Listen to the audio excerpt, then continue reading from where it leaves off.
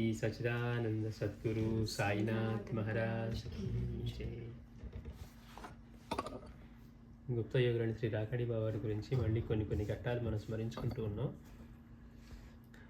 అందులో ఒక ప్రత్యేక సందర్భంలో స్వామి శ్రీ పూర్ణానందుల వారి భక్తులు ఒకరు బాబా వారితో, బాబా మీరు అపారమైన దివ్యశక్తి సంపన్నులైన ఒక సద్గురువులని మాకు తెలుసు. స్వామివారి శిష్యుడు అడుగుతున్నారు బాబా రాకాడి బాబాని, బాబా మీరు అపారమైన దివ్యశక్తి సంపన్నులైన ఒక సద్గురువులని మాకు తెలుసు.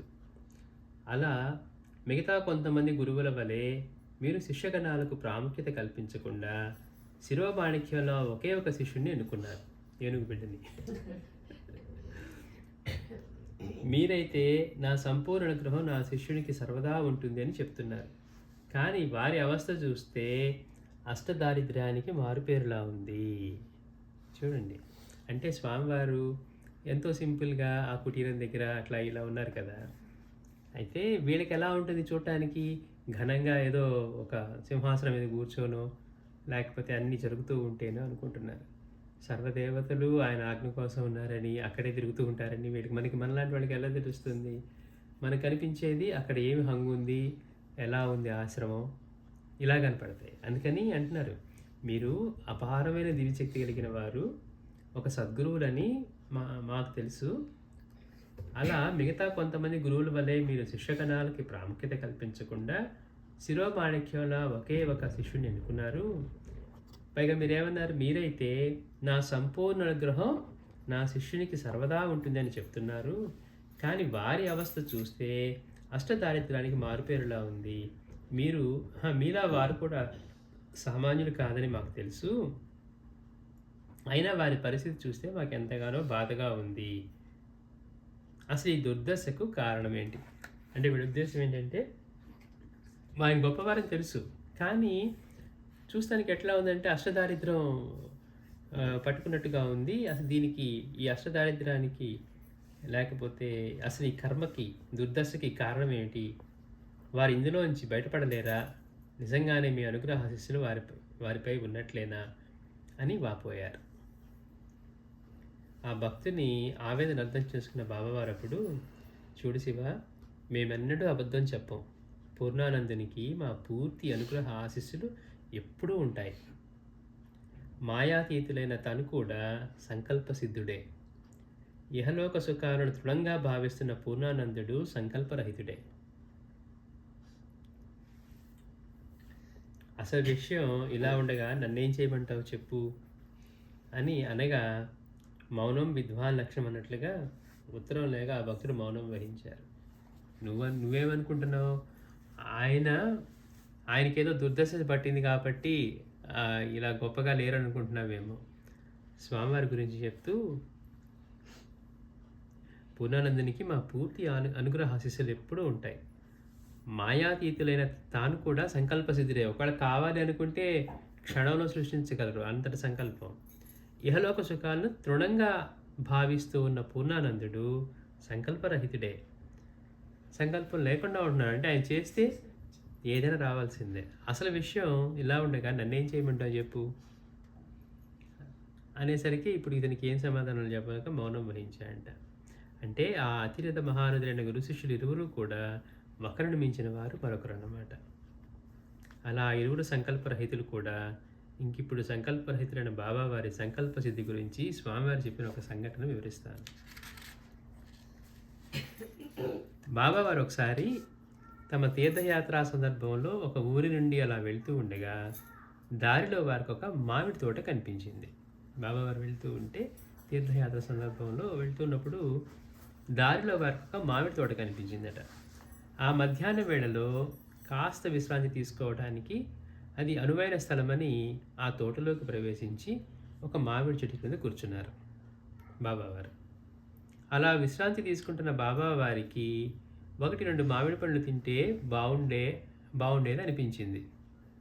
మధ్యాహ్నం ఎండలో వెళ్తూ ఉన్నారు, అక్కడ మంచి మామిడి తోట ఉంటే కొంచెంసేపు మధ్యాహ్నం కాబట్టి విశ్రాంతి తీసుకుందామని లోపలికి వెళ్ళి కూర్చున్నారంట ఒక మామిడి చెట్టు కింద. కూర్చున్నప్పుడు అలా విశ్రాంతి తీసుకుంటున్నప్పుడు బాబా వారికి ఏమనిపించింది? 1-2 మామిడి పళ్ళు తింటే బాగుండేది అనిపించింది. అక్కడ ఎవరైనా ఉన్నారా అని చూస్తే ఎవరు కనిపించలేదు. ఆ తోటలో అప్పుడు ఆ తోటమాలి లేడు. అడిగి తీసుకుందామని కానీ ఏదన్నా కానివ్వండి చూశారట బాబాగారు. చూస్తే అక్కడ ఎవరు కనిపించలేదు. ఇంతలోనే ఆ ఊరిలో ఎక్కడో ఉన్న ఆ తోట యజమానికి ఎవరో పిలిచినట్లుగా వెంటనే తన తోటకు వెళ్ళాలనిపించిందట. అతను ఎక్కడో ఉన్నాడు కానీ ఎందుకో వెంటనే ఎవరో పిలుస్తున్నట్టుగా తోటకు అనిపించింది. అతను అలా హడావిడిగా తోటలోనికి వచ్చి చూడగా అదిగో అక్కడ మామిడి చెట్టు క్రింద అపరశివుడిలా జటాజూటధారి అని ఒక సాధు పుంగవులు పద్మాసనంలో కూర్చొని ఉన్నారు. ఆశ్చర్యభరితుడైన అతను పరిగెత్తుకు వెళ్ళి వారికి నమస్కరించి ముకుళిత హస్తుడై వారిని ఇలా వీక్షిస్తున్న కొద్దీ అతను భక్తి పారవస్యంతో ఉప్పొంగిపోతూ ఉన్నాడు. వచ్చి బాబావారిని చూసి, బాబావారు అట్లా పద్మాసనంలో కూర్చొని ఉంటే అపరశివుడిలా ఉన్నారట. వచ్చి ఆయనకి సాష్టాంగ నమస్కారం చేసి బాబావారిని చూస్తూ ఉంటే ఇతనికి ఇంకా భక్తి పారవస్యంతో ఉప్పొంగిపోతూ ఉన్నాడు ఆ వచ్చినటువంటి ఆ తోటమాలి. బాబావారి ఆ దివ్య స్వరూపానికి ముగ్ధుడైన అతడు అప్పుడు, స్వామి నేను మీకు ఏమి సేవ చేయగలను అని అడిగాడు. స్వామి నేను మీకు ఏం సేవ చేయగలను అని అడిగితే బాబావారు నాకు 2 మామిడి పండ్లు ఇస్తే చాలు అని అన్నారు. చూడండి, 1-2 పండ్లు తినాలనిపించింది కదా, అందుకని బాబావారు అన్నారట నాకు 2 మామిడి పండ్లు ఇస్తే చాలు అన్నారట.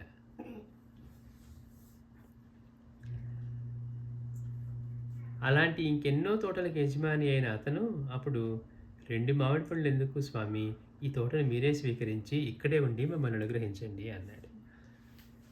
ఆ తోటమాలికి ఇంకా ఆ తోటలు ఉన్నాయట. స్వామి ఎప్పుడైతే బాబా ఇలా అన్నారో నాకు 2 మామిడి పండ్లు చాలు అని, ఆయన 2 పండ్లు ఎందుకు స్వామి, ఈ తోటను మీరే స్వీకరించండి, ఇక్కడే ఉండి మమ్మల్ని అనుగ్రహించండి అని వినమ్రుడై వేడుకున్నాడు. అందుకు బాబావారు సర్వసంగ పరిత్యాగులమై సాధు ధర్మాన్ని పాటిస్తున్న మాకెందుకు ఈ తోట, దీంతో మాకేం పని లేదు, మాకు 2 పండ్లు ఇస్తే చాలు అని అన్నారు. వెంటనే అతను కొన్ని పండ్లు కోసి తీసుకువచ్చి వారికి సమర్పించగా వారు అందులోంచి కేవలం 2 పండ్లు మాత్రమే స్వీకరించి అతను అనుగ్రహించి తమ తీర్థయాత్రను కొనసాగించారు. చూడండి, అట్లాంటి వివేకము, అలాంటి ఇది కలగడం అతని అదృష్టం. స్వామి ఏదో 2 అడిగారు 10 ఇద్దామని అనుకోవట్లా, స్వామి ఈ తోటనే స్వీకరించి ఇక్కడే ఉండి మమ్మల్ని అనుగ్రహించండి అన్నారు. ఆయన అన్నారు, మేము సర్వసంగ పరిత్యాగంలో సాధు ధర్మాన్ని పాటిస్తూ ఉన్నవాళ్ళం, మాకెందుకు ఈ తోట. వాళ్ళు గురువుగారు ఇచ్చినప్పుడు 11 ఎకరాలని ఇచ్చేశారు, అమ్మలేదు. చూడండి, మనమైతే ఏం చేస్తాం, అమ్ముతాం, మనకు అక్కర్లేదు అనుకుంటే. 11 ఎకరాలని ఇచ్చేశారు, అమ్మయ్య వదిలిపోయింది మనకి చేసే పని అనుకున్నారు. అట్లాగా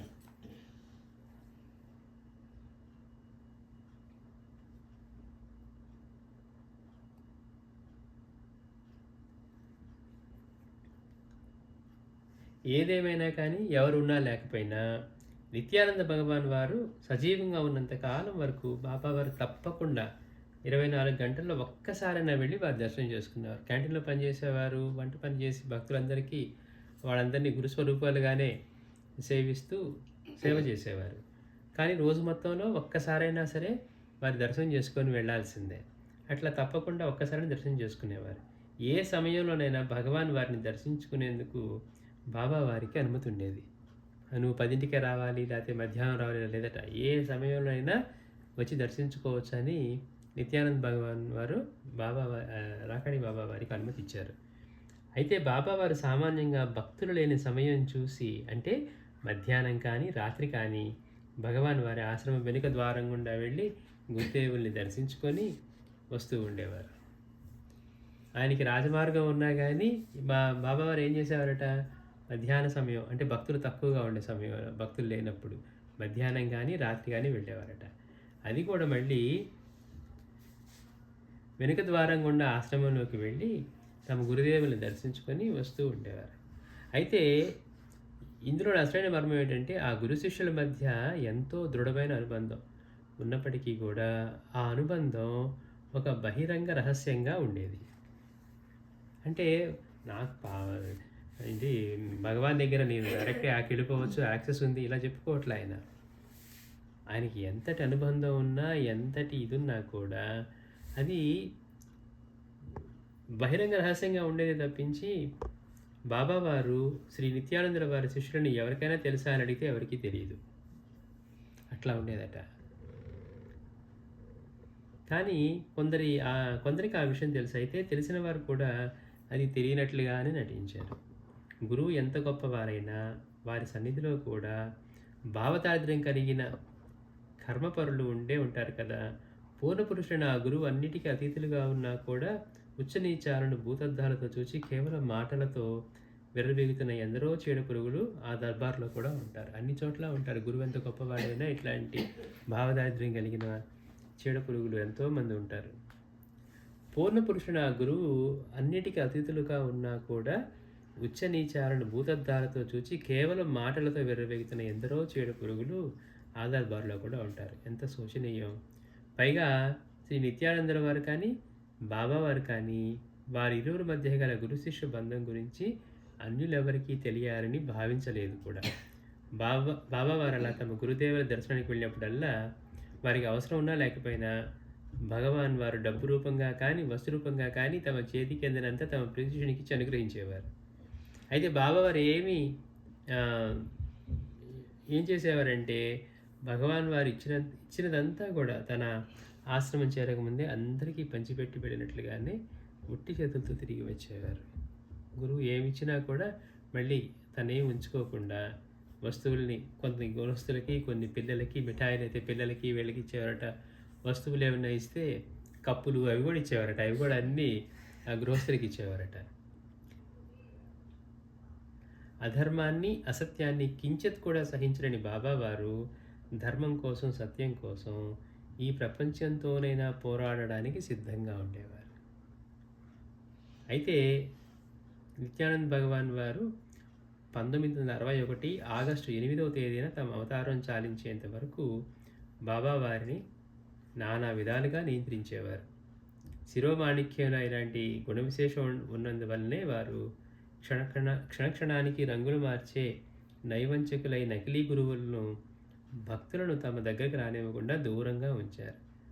మంచివారైనా చెడ్డవారైనా వారి దగ్గరికి వచ్చే ప్రతి ఒక్కరి గురించి వారికి ఖచ్చితంగా తెలుసు. మనం చెప్పుకుంటేనే తెలుస్తున్నట్లే లేదు. వాళ్ళకి అన్నీ కూడా తెరిచిన పుస్తకాలే.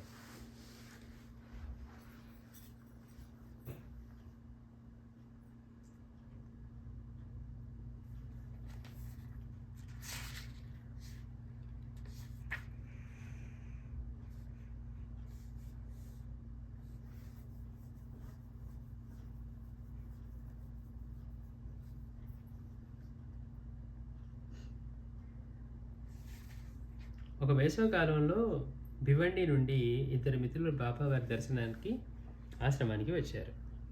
అందులో ఒకడు ఒక హోటల్ యజమాని అయితే మరొకరు ఒక కిరాణా కొట్టు యజమాని. వాళ్ళకి తెలిసిన వారెవరో బాబా గురించి గొప్పగా చెప్పగా విని దర్శనానికి వచ్చారట. వాడు తమ గొప్పతనాన్ని గురించి విశదంగా మాట్లాడుతూ చివరికి బాబా వారిని ఏదైనా మంత్రోపదేశం చేయమని అడిగారు. ఒకళ్ళేమో హోటల్ యజమాని, ఒకళ్ళేమో కిరాణా కొట్టు యజమాని. బాబా వారి గురించి గొప్పగా చెప్తే సరే దర్శనం చేసుకుందామని వచ్చారట. ఇక్కడికి వచ్చి ఏం చేస్తున్నారు, వీళ్ళ గురించి చెప్పుకున్నారు. చెప్పుకొని బాబా మాకేదైనా మంత్రోపదేశం చేయండి అని అడిగారట.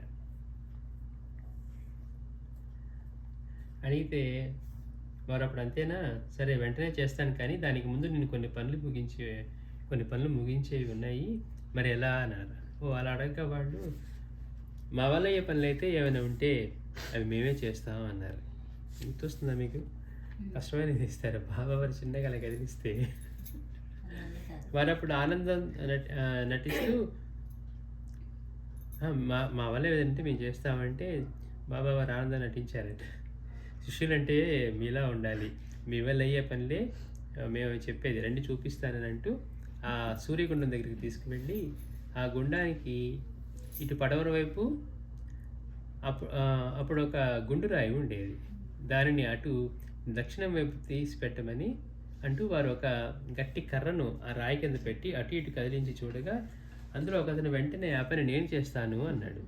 వారు వెంటనే ఆ కర్ర అతనికి ఇచ్చి ఒక పార తీసుకొని మరొకతనికి ఇచ్చి, చూడు ఆ గుండంలోని బయటికి వచ్చే నీరు, ఈ నీటిని ఇదిగో ఇక్కడ ఒక గుంట త్రవ్వి అందులోకి మళ్ళించాలి అన్నారు. అక్కడ 3 గుండాలు ఉంటాయి కదా, అగ్నిగుండం, సూర్యగుండం ఇట్లా.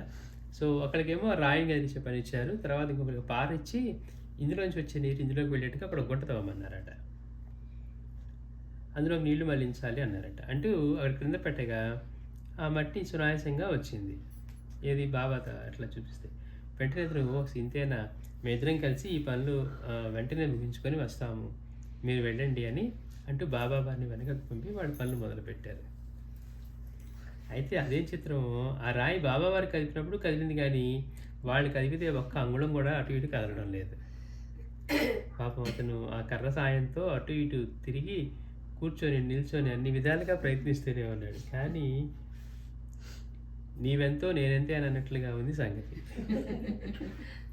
ఇంకేం చేయాలో అతనికి తోచడం లేదు పాపం. ఆ మండుటెండలో చేస్తున్న తీవ్ర ప్రయత్నం వల్ల అతనికి గంగలో మునిగి వచ్చినట్లుగా అపాద మస్తకం చోటలు కారుతూనే ఉన్నాయి ఆ ఎండలో. అతని పరిస్థితిని చూస్తే బహుశా అతను అప్పటి వరకు అలాంటి ఇబ్బందులు ఎప్పుడు కూడా ఎదుర్కొన్నట్టుగా లేదు. ఇదిలా ఇక్కడ జరుగుతూ ఉంటే అక్కడున్న మరొక అతను ఆ పారను పగలగొడుతున్నట్లుగా త్రవ్వుతూనే ఉన్నాడు, కానీ ఒక్క పార మట్టి కూడా త్రవ్వలేకపోయాడు. బాబా తవ్వితేనేమో తేలిగ్గా వచ్చేసింది. బాబా వారు తవ్వితే సునాయాసంగా వచ్చిన ఈ మట్టికి ఇప్పుడు ఏమైంది? చూస్తే మెత్తగానే ఉంది, కానీ త్రవ్వితే మాత్రం ఒక్క పిడికెడు మట్టి కూడా రావడం లేదు పారతోటి. పాప అతను కూడా చెమటతో తడిసి ముద్దయిపోయాడు. ఇంకేం చేయాలో ఇతను కూడా తెలియడం లేదు. చివరికి ఆ ఇద్దరు ఒక నిర్ణయానికి వచ్చారు. బాబా వారికి ఇచ్చిన మాట తప్పితే బాగుండదు. చేసి వస్తామన్నారు కదా, ఇప్పుడు అక్కడికి వెళ్ళాలంటే ఏంటి, చేయకుండా ఎట్లా వెళ్ళలేరు, మాట తప్పినట్టు అవుతుంది. పని కొనసాగినట్లయితే నడుము దిగి చచ్చిపోవాల్సి వస్తుంది. ఎందుకని ఆ రాయిని కదలేకపోతున్నారు, ఒక పార మట్టి తీయలేకపోతున్నారు. పచ్చివాక గొంతులో పడినట్లుగా ఉంది వారి పరిస్థితి. ఇక చేసేది ఏం లేక ఆ మిత్రులు ఎవరు బాబా వారి పాదాలపై సాష్టాంగపడి, బాబా హనుమంతుడి ముందు కుప్పుగంతుల్లా తెలివి తక్కువ తనంతో మీరు చేసేది మేము కూడా చేయగలమని విర్రవీగిపోయాము. మాకు ఇప్పుడు బుద్ధి వచ్చింది బాబా, దయచేసి మమ్మల్ని క్షమించండి, మేము ఇంక వెళ్ళిపోతామని విడుకున్నారట. మంత్రోపదేశం అనేది ఏం లేదు. వారు అప్పుడు నవ్వుతూ, మీరు అలా అనుకుంటే ఇక మేము చేసేది ఏమున్నది శివ, అలాగే వెళ్ళిరండి అంటూ వాళ్ళని పంపారు. ఎప్పుడు లేనిది బాబా ఆ రోజు ఉదయం ఒక పార గట్టి కర్ర ఎందుకు సిద్ధం చేసి పెట్టారో అప్పుడు కానీ మాకు అర్థం కాలేదు అంటున్నారు.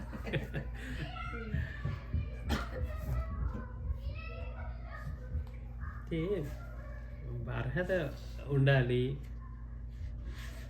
సమయం వస్తే తప్పించి వాళ్ళ దగ్గర నుంచి ఇవేం దొరకవు.